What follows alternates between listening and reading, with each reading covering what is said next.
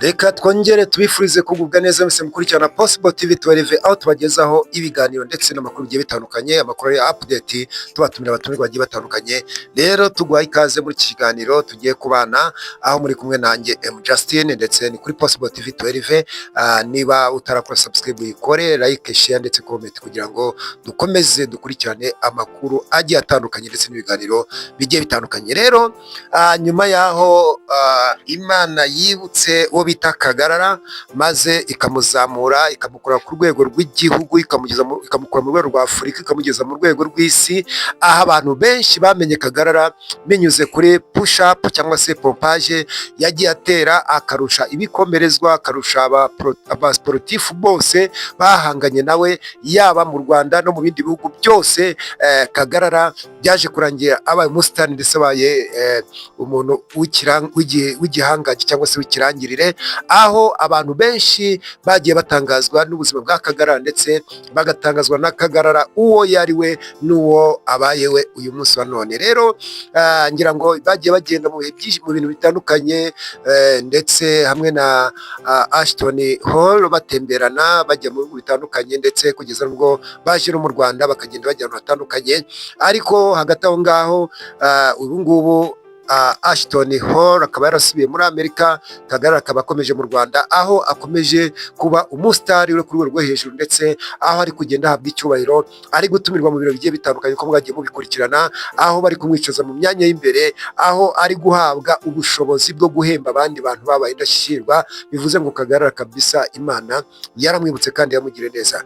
Rero nyuma y'uko ibyo byose bibaye maze Kagarara akaba umusitari kuri uru rwego akazamuka vuba cyane, aho abantu bagiye batangazwa imbuga ze uburyo zigenda zizamuka, nka Instagram ye uyu munsi wa none yigezeho wakumirwa, aho imaze kurikiranwa n'abantu 500,000 hafi na 12.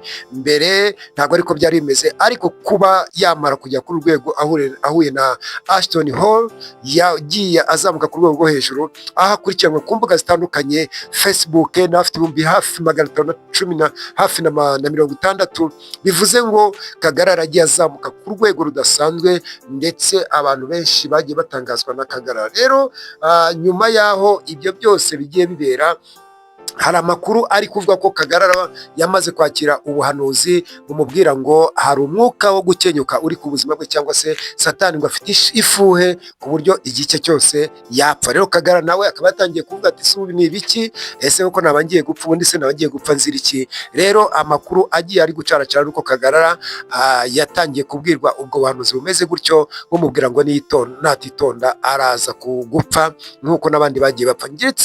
Ndetse uwo muhanuzi yagiye yerekana ibintu byinshi cyane, ibimenyetso cyangwa se ibintu byerekana cyangwa se bifatika byerekana ko si ubwa mbere bibaye. Hari n'ubundi buhanuzi ngo yagiye ahanura. Rero ubwo buhanuzi yagiye ahanura, abo yagiye ahanura babwira ati mwitonde, musenge, murazamutse, mubaye abasitari, abantu barabamenye, mwitonde kubera ko Satani abafitiye ishyari. Rero ibyo byagiye bituma rero abo bantu bataba amaso bakagenda bapfa. Ndetse umuhanuzi ajya guhanura ibingibi kuri Kagarara yavuzemo abantu b'abasitari mwagiye mumenya, harimo bita Dorimbogo. Dorimbogo nawe ni umukobwa wazamutse cyane vuba cyane, aramenyekana, arakurikirwa, aba makuru mu gihugu cy'u Rwanda, abantu benshi baramumenya, abantu benshi bamenya ibintu byinshi kuri we. Mbega Dorimbogo aba Dorimbogo. Rero uwahanuye hano aravuga ngo murebe Dorimbogo, abantu baramukunze, ararwara, amaze kurwara nta muntu wigeze amwitaho, nta n'uwamugezeho kandi yari umusitari. Aravuga rero ngo Kagarara nawe akwiriye kuba maso, ngo akanasenga cyane kugira ngo nawe ataza kuba nk'uyu Dorimbogo. Ntabwo ari Dorimbogo gusa, ndetse yanavuze bita Gogo. Muramuzi Gogo waririmbaga, ndetse warimbaga indirimbo, ari umuhanzi ku rwego nawe rurenze urwo mu Rwanda, kuko yari ari gukorera ibitaramo bitandukanye muri za Uganda n'ahandi.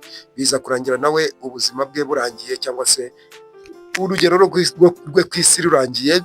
Rero umuhanuzi hano aravuga ngo rero uko byabaye kuri Gogo, uko byabaye kuri Dorimbogo, niko ndetse n'abandi ati niko bigiye no kuba kuri Kagarara. Rero ubu ikigaragara ni uko abantu benshi bari kwibaza bati se Kagarara se abagiye gupfa byaba bigiye kugenda gute?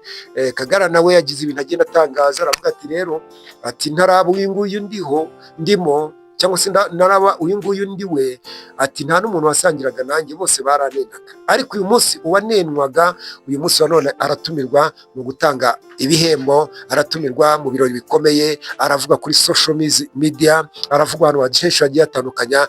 Ni ukuri Imana ikura ku cyavu kandi ikicara n'ibikomangoma. Rero iyo umuntu azamutse n'ubundi abamashyari ntibabura, abateza ibibazo ntibabura, ariko icyo twavuga cyo ni uko yagombye kuba muri uno mwanya nyine wo kwitonda, kuko wa mugani abantu ntibasangiraga nabo barasangira nawe. Ni nayo mpamvu rero ashobora no guhura n'ikibazo kubwo gusangira n'abantu, birumvikana, kuko nimba Satani agambiriye kumwica, bivuze ngo nimba agambiriye kumwica, icyo ngicyo ari gukora nicyo gishobora gutuma nyine ahura n'icyo kibazo, kubera icyo bita ishyari, akagambane n'ibindi byose bikunda kuba mu bantu. Rero ibyo ntibibura ku muntu wazamutse, nyine ishyari, akagambane bigenda bibaho. Rero Kagarara ngira ngo ku izina rye amaze kwandika mu gihugu cy'u Rwanda kuri social media ze, yagiye yubaka amateka ndetse agenda yubaka ibigwi mu buryo budasanzwe kandi azamuka mu buryo butunguranye. Ngira ngo mbere twajyaga tumubona akora iriya myitozo ye, akora za pompaje, abantu bakajya ngo ntibisanzwe, bakamureba uko ameze bakavuga ati uyu nguyu, ariko nagira ngo mbwire abantu kuzamuka k'umuntu ntabwo bisaba igihe kinini, kuzamuka k'umuntu bisaba ko Imana imutunga inkoni. Rero Kagarara nawe Imana imutunze inkoni kandi amaze kuzamuka ku rwego rwiza rusamaje rumeze neza. Rero nagira ngo mbwire abantu turi kumwe bakurikirana Possible TV 12 yuko Kagarara rwose mukwiriye kumusengera. Kagarara mukwiriye kumusengera kugira ngo nyine ibyo umuhanuzi hanuye bitaza kujya gute, bitaza gusohora. Rero mbwira nanone n'abandi bantu bagenda bazamuka vuba na vuba, ni byiza kuzamuka kandi Imana itwibutse biba ari sawa, ariko nanone igikwiriye gukorwa n'iki, ni uko abantu bakwiriye kujya bitonda, bakamenya ko nubwo umuntu azamuka ariko ntabwo biba byoroshye. Twagiye tubona abantu benshi bagiye bazamuka ariko ntibagere kure cyane, bagapfa bakagwa mu nzira, abandi se bagahura n'ibibazo bigiye bitandukanye, nubwo tutabavuze amazina ariko barahari namwe murabazi. Abandi bagahura n'ibiyobyabwenge, bakanywa ibiyobyabwenge, kariyeri zikarangira, rimwe na rimwe bikaba byaratewe wenda n'inshuti mbi cyangwa se n'abandi bantu babagendaho, abandi bagafungwa bakajya mu magereza n'ahandi. Rero mbwira abantu ngo Kagarara musengere, kuko ubuhanuzi bwaje kandi bwamaze kuvuga byaragiye, nta n'icyabuhagarika.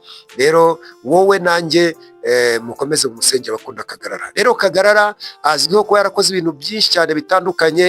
Kagarara ndetse ari muri ibihe byo kuzenguruka mu Rwanda ndetse na Ashton Hall, ngira ngo ahari mwabonye ko yamujyanye akamujyana kubumba amatafari ya rukarakara.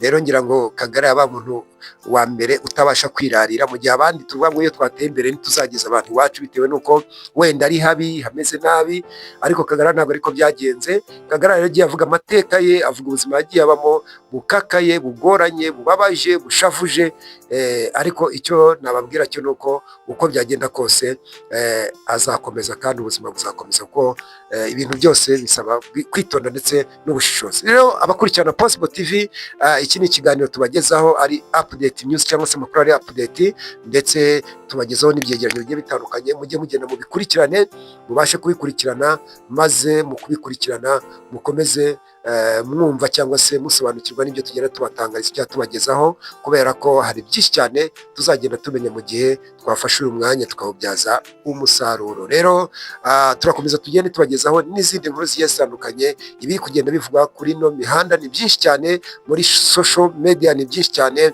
aho dusanga uwo bita Pazo wa Max TV uyu munsi wa none yamaze kurekurwa n'inzego za RIB mu gihe zari zaramufashe kugira ngo zimukurikiranyeho kesi ya DJ Sonia, ariko ubu ngubu Max TV cyangwa se Pazo wa Max TV ubu ngubu akaba ari hanze ndetse akomeje akazi nk'uko bikwiriye ndetse n'ibiganiro bigiye bitandukanye. Rero mbabwira ngo abantu mwese mukomeze mugubwe neza kandi mukomeze mubere maso ubuzima bwanyu. Rero n'andi makuru yose agiye atandukanye tugenda tuyabagezaho, ndetse turazakomeza kugenda tuyabagezaho kugira ngo dukomeze uyu mwanya tubyaza umusaruro. Ndabizi neza ko nituba mu mwanya tugakurikirana, hari ibintu byinshi cyane tuzajya twigira kuri Possible TV rero mukomeze utarakora subscribe ayikore, like, share, comment kugira ngo dukomeze tubagezeho amakuru n'ibiganiro bigiye bitandukanye. Rero komeza ugubwe neza, wari uri kumwe na M Justin, ndetse komeza ugira ibihe byiza. Ciao ciao.